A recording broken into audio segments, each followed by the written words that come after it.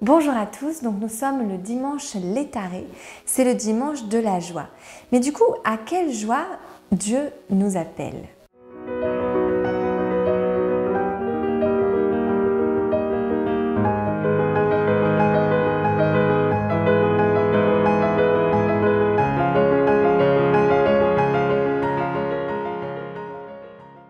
Donc je m'appelle Marie-France, je fais partie de la communauté catholique Shalom, dans la communauté d'Alliance sur Avignon, et on va essayer de répondre ensemble à cette question à partir de l'évangile d'aujourd'hui.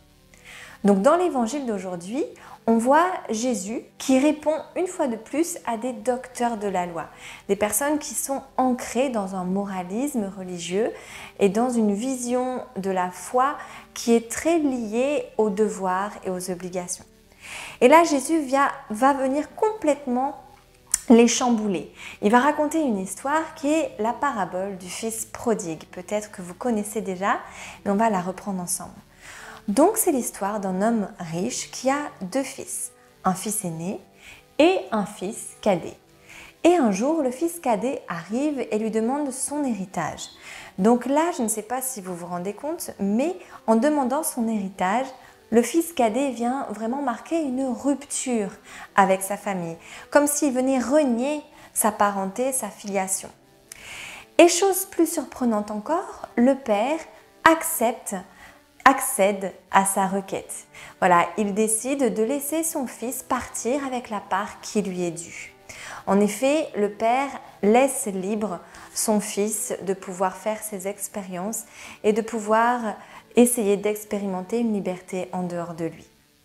Donc le fils plus jeune, le fils cadet, s'en va avec sa part d'héritage et commence la vie qu'il avait envie de mener. Voilà, il commence à aller de maison en maison, de fête en fête, de bras en bras, et la fortune s'étiole. Au bout d'un moment, il se retrouve contraint de travailler et même de travailler avec des porcs. Donc dans la religion juive, nous savons que les porcs se sont vraiment considérés comme des animaux impurs. Donc travailler avec les porcs, c'est vraiment devenir le reliquat de la société. Vraiment, il a perdu toute sa dignité humaine, il a perdu tout ce qui l'identifiait à sa famille et à son peuple. Et là, il commence à se poser des questions, il commence à se rappeler ce qu'il vivait dans la maison de son père, à se rappeler la condition qu'il avait et surtout à se rappeler la bonté de son père envers les serviteurs. Il se rappelle, il se dit en lui-même, il se dit « Chez mon père, même le serviteur avait de quoi manger.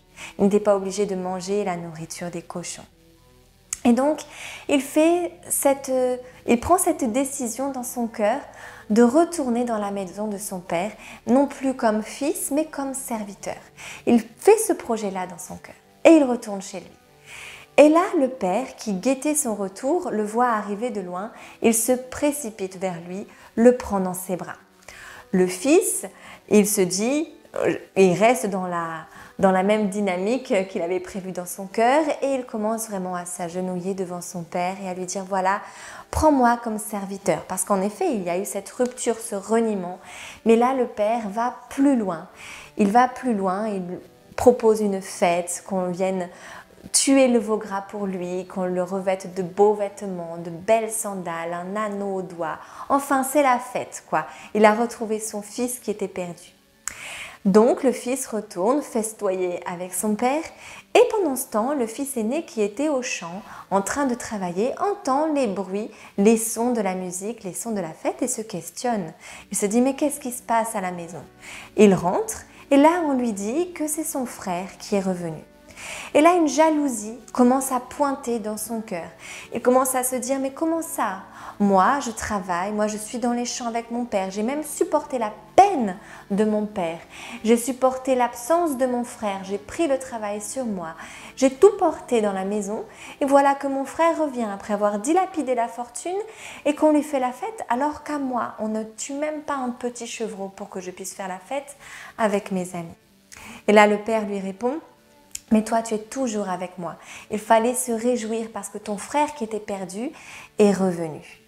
Alors peut-être que nous sommes dans ce cas-là, peut-être que nous sommes le fils cadet qui a demandé sa part d'héritage, qui est parti loin du père pour essayer de trouver la liberté, le bonheur. Peut-être que nous sommes le père qui avons vécu une rupture, une séparation avec quelqu'un, qu'on a besoin de retrouver cette personne. Peut-être que nous sommes le fils aîné, où on observe les choses et on voit le bonheur, la fête qui est proposée à un tel ou un tel et que nous travaillons et que nous ne recevons pas ce que nous pensons qui nous est dû. Alors peut-être que la joie que Dieu nous propose dans ce cœur de carême est plus de revenir sur cette manière avec laquelle nous nous mettons en relation avec lui, avec la manière avec laquelle nous nous mettons en relation avec l'autre, avec le bonheur que vit l'autre et avec tout ce que nous sommes appelés à vivre en tant qu'enfants de Dieu. Donc je vous propose de rentrer dans cette joie qui n'est pas faite d'obligation, mais qui est faite surtout d'une relation filiale avec Dieu et d'une relation fraternelle les uns avec les autres. Donc nous allons demander au Père cela dans ce moment de prière. Je vous invite à fermer vos yeux et à prier avec moi. Seigneur, toi, tu es notre Père. Tu nous vois arriver de loin. Dès que notre cœur commence à se tourner légèrement vers toi, tu accours vers nous. Te demandons, viens nous aider à demander pardon, viens nous aider à pardonner, viens nous aider à nous accueillir les uns les autres et à revenir vers toi de tout notre cœur. Au nom du Père et du Fils et du Saint-Esprit. Amen. N'hésitez pas à partager cette vidéo autour de vous. Peut-être qu'il y a des personnes qui ont besoin de rentrer dans cette joie et qui sont autour de vous. Nous vous remercions de nous avoir suivis et passez une bonne fin de carême.